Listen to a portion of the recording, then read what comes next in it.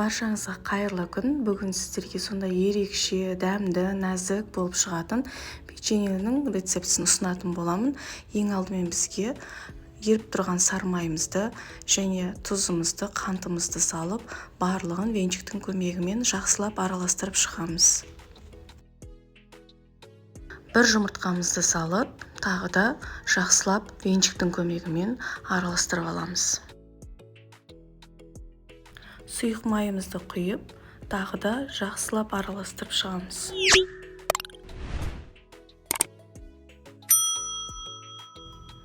Барлығын араластырып алғанымыздан кейін ұнымызды саламыз. Ұнды барлығын түгелдей салып жібермейсіздер. Қамыр қопсытқышымызды салып, жақсылап қолымыздың көмегімен араластырамыз. Ұнды түгел салмаймыз. Осылай араластырып болғанымыздан кейін тағы да кішкене ұнымызды салып, қамырды илейміз.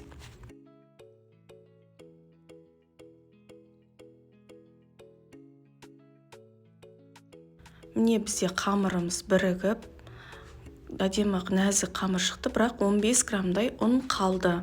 Мен оны салған жоқпын. Енді қамырымызды теңдей екіге бөлеміз. Бір бөлігіне осы 15 граммдық қалған ұнды салып, илеп шығамыз. Қамырды жақсылап.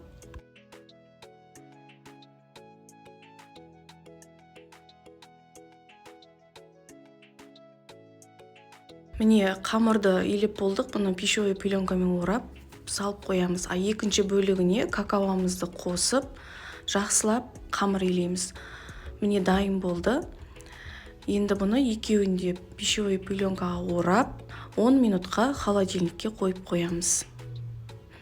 10 минуттан кейін холодильниктен алып, осылай пленканы үстіне төсеп, қамырды жайып шығамыз. Өте жұқада емес, өте қалыңда емес, қамыр жаямыз.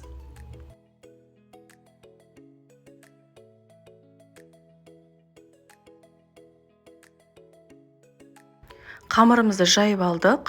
Енді біз формасын шығарамыз. Ол үшін бізге осылай қарапайым қақпақ керек болады. Қақпақтың көмегімен барлығын кесіп алып шығамыз.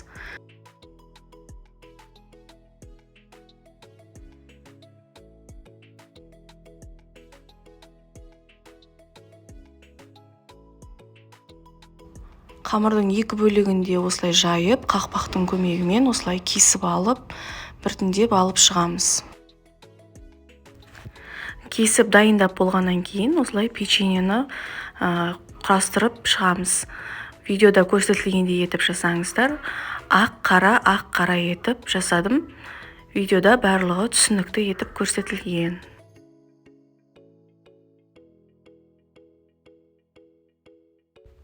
Он 12 минутта 180 градуста қызып тұрған пеште пісіп шығады. Өте жұмсақ, нәзік болып шығады. Жасап көріңіздер сіздерде. Сіздермен болған мен Айзада. Каналыма тіркеліп, лайк басып қойыңыздар.